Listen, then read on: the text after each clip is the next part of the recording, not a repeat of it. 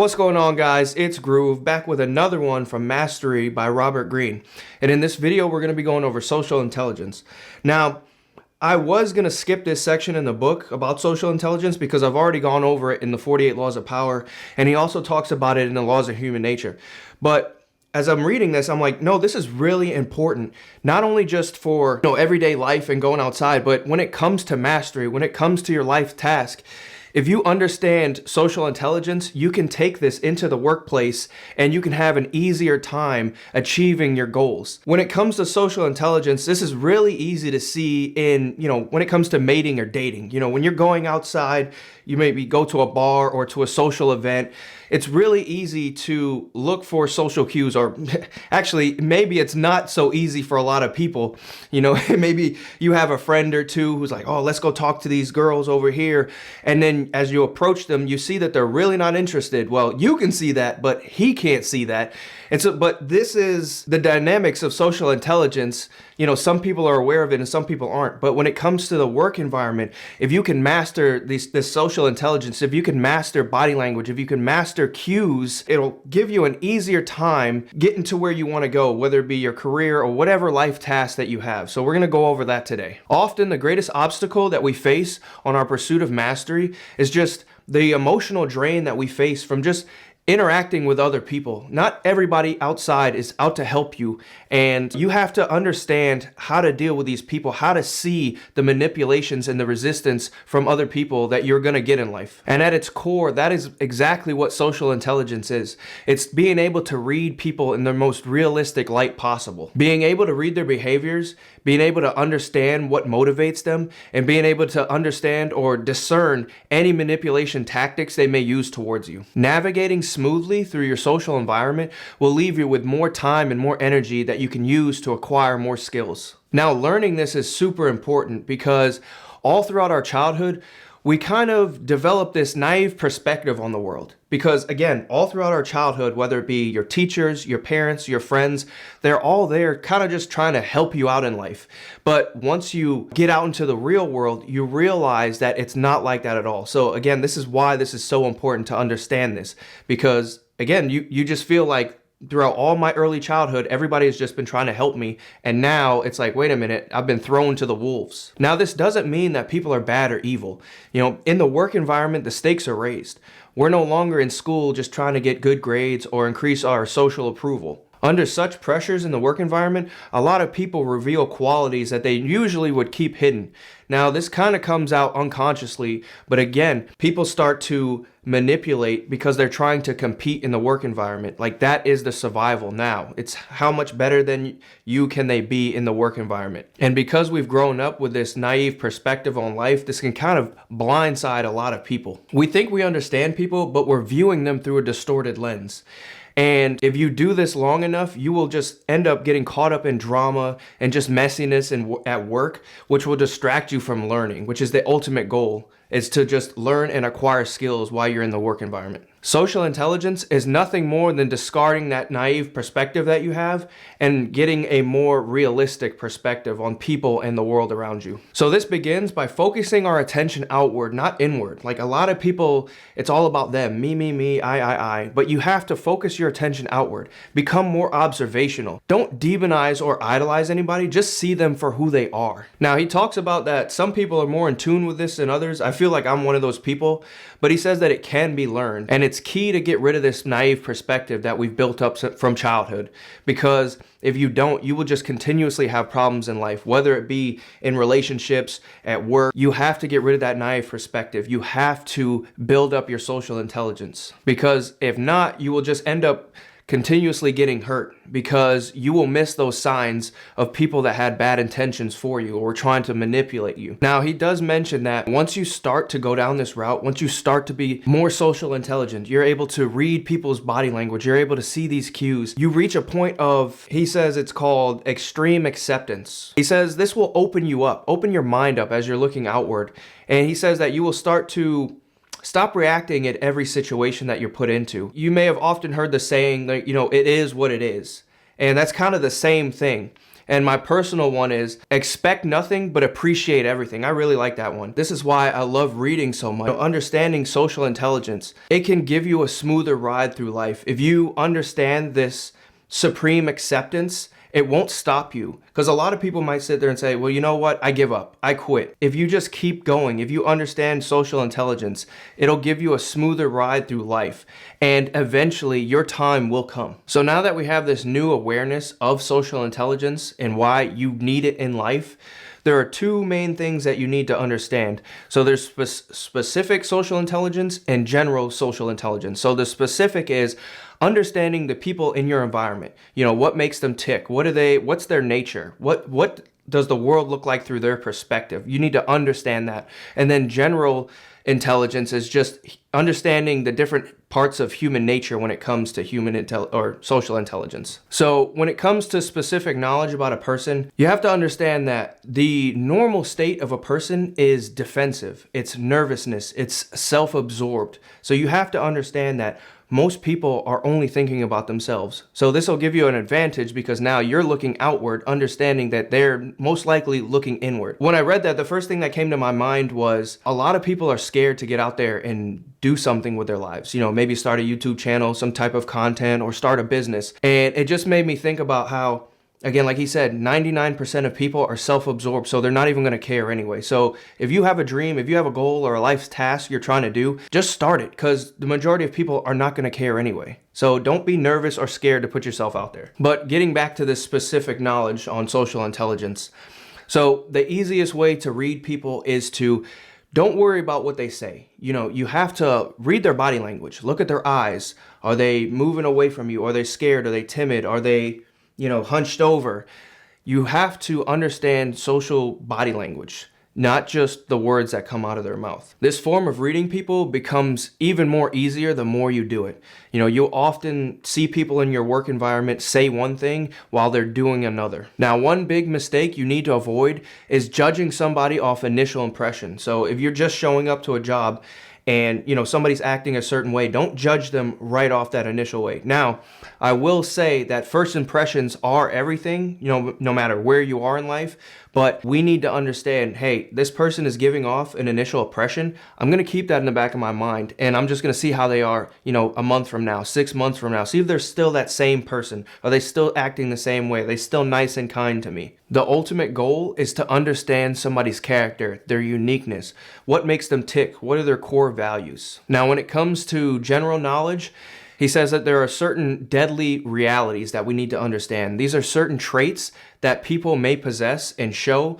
that they try to hide. If we understand some of these deadly traits, they'll be a lot easier to spot in people before they actually get triggered in them. So the first deadly reality is envy. Now, he says it's natural to compare ourselves to others. So everybody can be envious. So don't sit there and say, not me. Everybody wants to see you successful, but they don't want to see you better than them. And again, we have this in us. So now that you can kind of tuck this down when you see this or when you feel this bubbling up.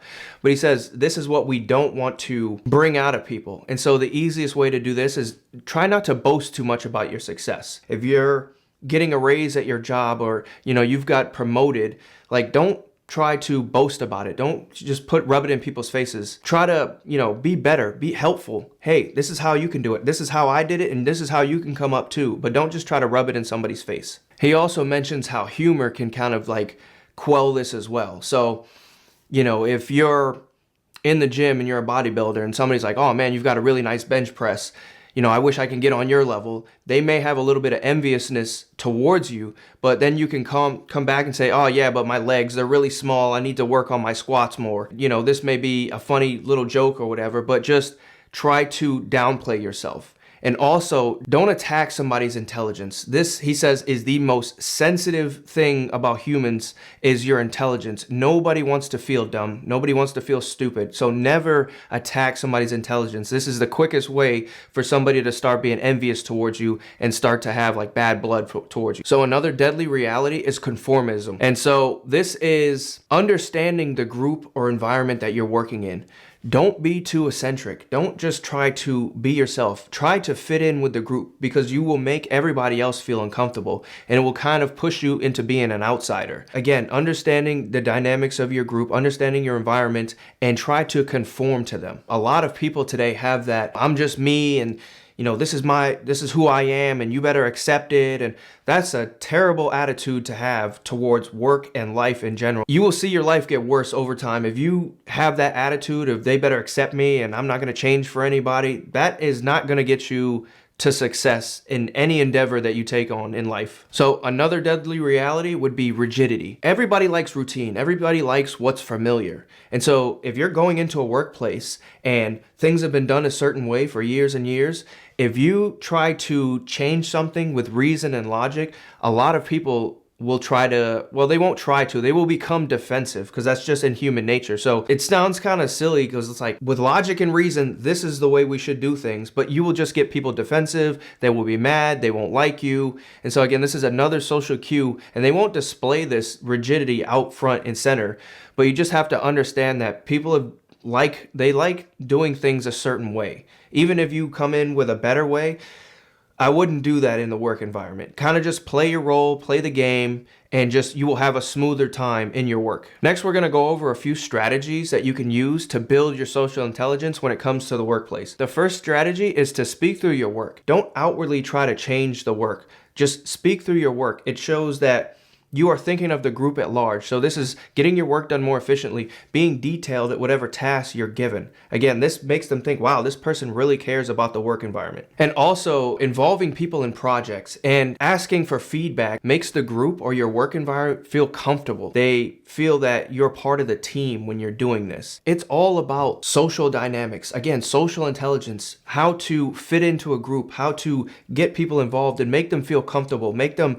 get out of their self-absorbedness. And when I read this, I was thinking about, I watched this video. I watch a lot of random stuff. So I watched this video, this guy, and he was in his car and he was saying how he just got fired. He was really angry that he just got fired. And he talked about how he worked at this warehouse and he didn't fit in with anybody. He just wanted to go there and do his job. And he was really good at his job, but he just didn't want to talk to anybody. Didn't want to, mess around with anybody. He's like, hey, I'm just here to do my job and just leave me alone.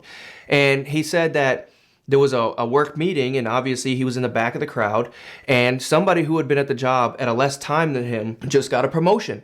And he said he was angry at this. He's like, I've been here longer. Like, why are they getting it over me? And so he said in the middle of the meeting, and again, he's so unaware, but he said in the middle of the meeting, he yells at the boss. He's like, hey, I've been here for a longer time. Like, what the heck is going on? And, after this meeting, this is when, again, the boss, I guess a week later or whatever, decided to fire this person.